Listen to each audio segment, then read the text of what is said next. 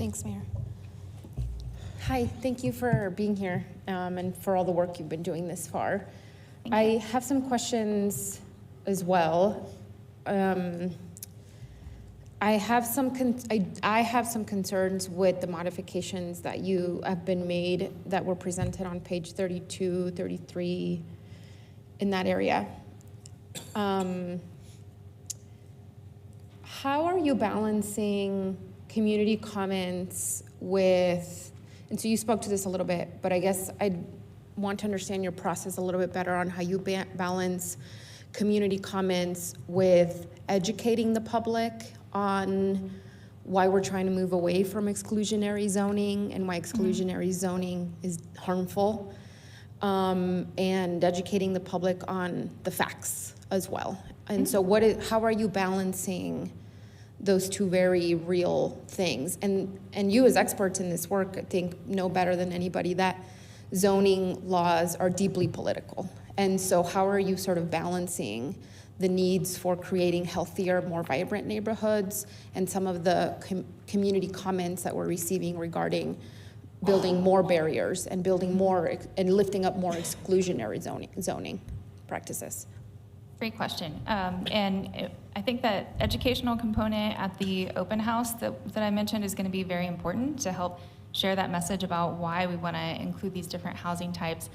As far as our research and expertise, we did take a look at, it's been a nationwide trend of eliminating single-family zoning for a lot of cities across the country. And so we took a closer look at what those cities are doing and how is it going.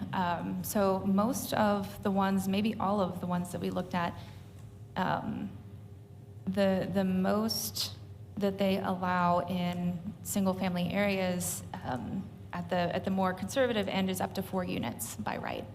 And so that's more what we've shifted to. So 1 to 4 units would be allowed by right. That's consistent with what we see nationwide. And then our provisions for NH 2 and 3 allow a little bit more variety beyond the 4. Even the 5 to 12 could be allowed in the NH 1, but it would require an SUP. So based on reviewing nationwide practices of what other cities have been doing and what are some of the compatibility provisions that can be included. I deeply believe that some of these changes are actually maintaining barriers that will allow more access to more affordable housing to be built, for more missing income housing to be built. I think the more barriers that we add and uphold, the more it will cost for developers, and the less developers will then want to develop in those areas. And we are in a housing crisis in this community and in this country. And arguably, the housing crisis was created historically by exclusionary zoning policies that have been maintained for decades, that frankly, I think are rooted deeply in class and race issues. And I would love to see Realize Las Cruces be bold in how we approach the next 20, 30 years in our community. And I want to be able to work. So right now our housing department works with very limited developers that really do work in affordable housing work because it's so complicated, because it's so hard, that those folks that's a small list. We want to be able to create a much bigger list for developers to want to build in the infill, to want to build multifamily housing, and for neighborhoods to be vibrant. What ends up happening also is that we end up concentrating poverty, and then low-income families have less opportunities to. I don't have to tell you these things because you are the expert.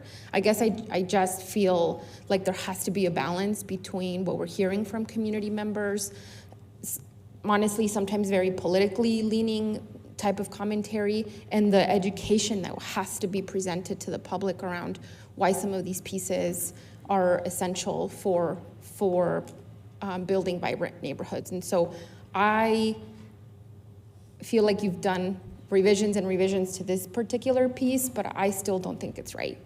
And I would really love us to go back to, and obviously the open house I think will be good, but I just don't think this piece is right yet. And the more barriers we create, I think the harder it will be for us to meet the gap of housing that we are so desperately needing. Okay, thank you. So I will say that on that. On page 35, you talked about some of the cannabis restrictions. I'll definitely do my part in encouraging some of the cannabis advocates and industry to provide some of this commentary, but do you know if, like, have you all met with cannabis industry folks that are providing some feedback on this as well? Not locally. Okay, No. I will definitely do my part in encouraging them to get involved in this. Thank you. And then it was brought to my attention, you didn't present on it today, but the piece around annexation, it is brought to my attention that perhaps what's in Realize in the language right now is different than what's in Elevate, and that Elevate perhaps had stronger, more definitive language. And so I'm just curious if you've, what the sort of mix of that has been.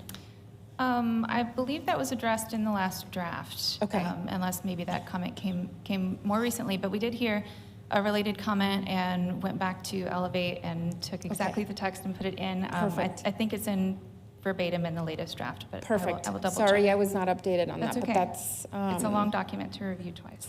that's great to hear. And then just to Councilor McClure's point regarding the items on slide 37, I do also, and just the grocery piece caught my eye because we've been working with our economic development department as well on the opportunity that we have with retail LEDA funding and things like that to potentially do expansions to grocery store, locally owned grocery stores.